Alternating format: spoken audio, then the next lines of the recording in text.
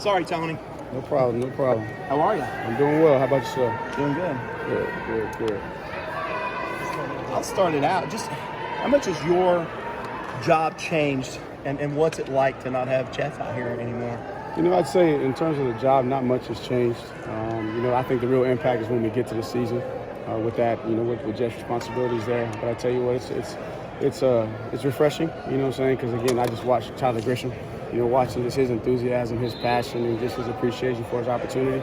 It's kind of put things in perspective for me, too. So not a whole lot has changed. And then, with Streeter becoming the passing game coordinator, he's kind of absorbed some of those responsibilities that Jeff would have in the spring. So, we're excited to have Grish on board, to be structured the way we are. And the biggest thing for us, we don't want to disrupt the chemistry. I think that what's made us successful, when Jeff and I was here, was that we had good chemistry amongst the entire staff. So it wasn't just me and Jeff. It was Robbie, it was Danny, it was everybody in the support role as well. So the chemistry, that's the biggest thing that I'm worried about, is just making sure the chemistry is there. So that means that I can't make it about a new job for me, because it's really we're gonna operate the same.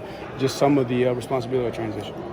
After X amount of years, this is probably the wrong word, but once you have a guy by your side sharing responsibilities, now it's you. Is it a rebirth for you professionally in some ways? I don't know if that's the right word, but you know what I'm getting at in that regard. I don't know if it would be a rebirth.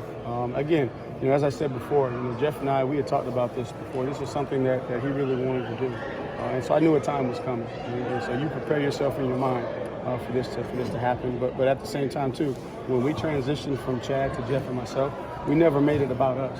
So it's never really been about us. We just figured out, okay, this is how we need to be structured. This is the work that has to get done. Here's how we're going to divvy it up. And then everybody, be the best at your role and what you do. And so we'll just figure out that responsibility Jeff had. We'll just kind of divvy it up. And I may have to accept some more of the responsibility. But really, that won't come to life until we actually get to the season. But, really excited for him. I recruit Tampa. So I kind of got my ear to the ground down there, and just the things that I'm hearing of the way that he's going about his business down there, and the way he's got that fan base energized, and his presence in the community, just so excited for him. And I can't wait to get on the road just to get down there and actually see it. You mentioned the game day chemistry and responsibilities. What about game day? Is Brandon going to stay on the field? Is going to put we'll figure that out as we get closer to the season. Typically, as we get into fall camp, we start to have some of the scrimmages, where we try to do it as close to game day. That's something we think about this summer as we go into all-in meetings with Coach Sweeney. He'll have his input, but for right now, we're just focusing on spring practice. And as we get deeper into the summer, we'll figure out exactly how we're organized. But I don't plan on coming down. Tony, I'm sure you were thrilled to have Travis back. What was that like? And then Lynn J as well. What was his reaction? What were your conversations been like? With Travis, biggest thing for me, I just wanted to make sure that I educate him from my best understanding of what is ahead. And then the decision was up to him. And really wasn't surprised, either way. Just being around Travis, I know the kind of young man he is, how much he cares about being a leader in his family, how much he cares about his education, where he values football. He's a great football player. He loves the game, but he doesn't have it out of perspective. So to have a guy like that come back as a coach, it makes you a better coach. Trust me. But for some of them younger guys, they had to make a decision. Because a lot of those guys came here, thinking that, hey, he's probably going to transition, after 3 years, and then I'm going to have an opportunity to compete. And Lynn J was one there. Lynn J is a young man that, comes from a different background, down there in Butler, Georgia, and is really just kind of figuring out life. And he's a guy that's very competitive, wants to play, and he was geared up for his opportunity to naturally step into the role. And actually, it was kind of. It was kind of awkward because I was talking to Lynn J, and I didn't know what Travis was going to do. And then he called me, and that's when he told me right there. And I let Lynn J know, and I said, you just got to make a decision. But you're really, really proud of him, because the easiest thing to do would be pack up his bags and to move on. But he decided, I'm going to step back. I'm going to mature and grow and see it as an opportunity to play with a pro, to learn how to prepare like a pro, and just really take advantage of his opportunity and not worry so much about the quantity of the reps that I get, but just focus on the quality. So really, really proud of seeing his maturity. As he's gone through the spring, and he's had a different mindset, different look in his eye. He's really ready to go challenge and compete. Coach Sweeney was saying the center position is going to be pretty fluid with Cade Stewart, Blake Vincent, and some other guys who are cross-training. It's been a while since that's been the case for you at center. How interesting is that going to be? Well, last year going into it, it was Pollard or Gage. So it was kind of fluid with those two guys, and then Pollard solidified it. And naturally, you would think that Cade, being the most veteran guys, actually played and started at that position. In competition, that he would be the guy. And obviously, his schedule schedule's a little bit different this spring, which gives some of the younger guys. But we're going to need as many as we can have, ready to go, because you're one injury away from. And then again, it may be a situation where one of those guys steps up, and K may be better served at the guard position. That's what the spring is all about, figuring out as many guys as we can get snapping the ball to give us flexibility. And then as we progress through the spring, when we really start to back off with the installation and let the guys play, we'll know how it's going to sort out with the best 5. You had a scrimmage today? A little bit. It was more situational, where we're just, trying to get the guys thinking about football, certain scripted things where, okay, we're 1st and 10, we're just trying to get 4 yards. Then we got maybe a 2nd down, play the 3rd down. So it was more situational, and as we go and progress, then we'll completely get off the field and let it be more like a game. Tony, when you self-evaluate what are some areas you value? 3rd down. We weren't very good those last 2 games in 3rd down. In particular, 3rd and 3. And overall, our percentage wasn't there. And then when you dive down 3rd and 3, we weren't as good as we needed to be. 3rd and 5.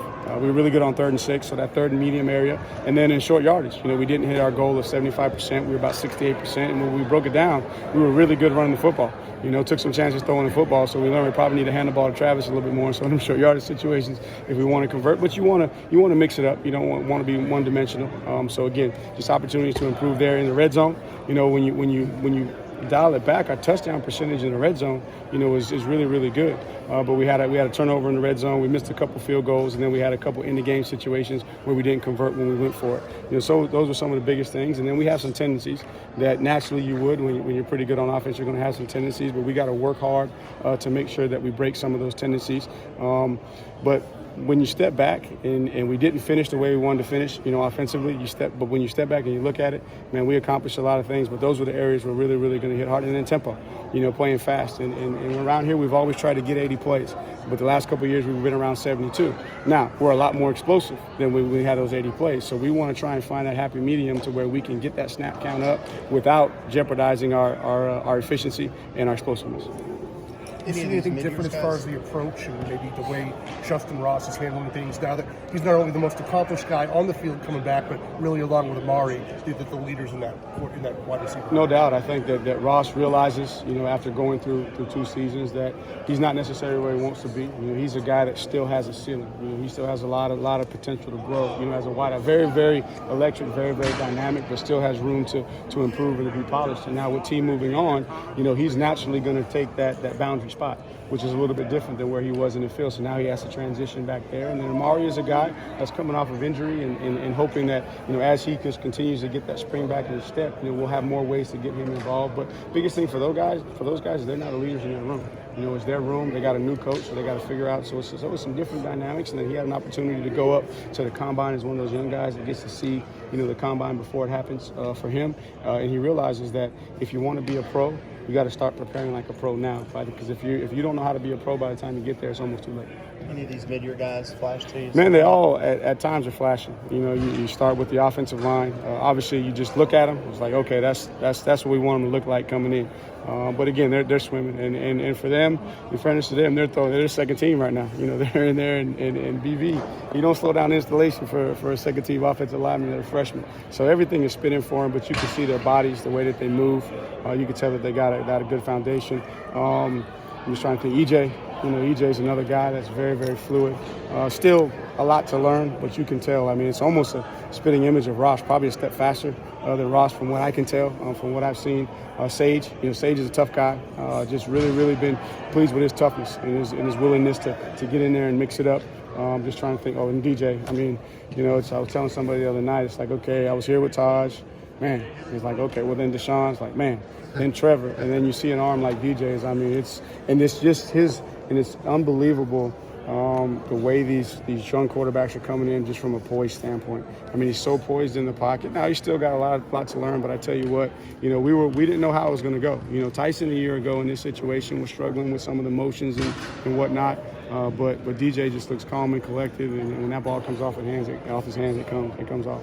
You moved Taquan Johnson over to the offensive side. Yep. You had a lot of success with that with Gage and Tyler Shatley years ago. How do you think his future looks as an I think just from a couple days, just watching him. I mean, that's probably the best move for him. Very powerful.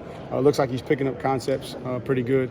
but when he gets his hands on you, and he moves well too, you know, it's a situation where I think with his skill set on the offensive line is really, really going to help him going forward because he can move, change direction, and he's probably the most powerful guy that we have now. It'll just be a function of picking up the concepts and then being able to do things in real time. Tight end was not a big part of the receiving game last year, but I'm watching him walk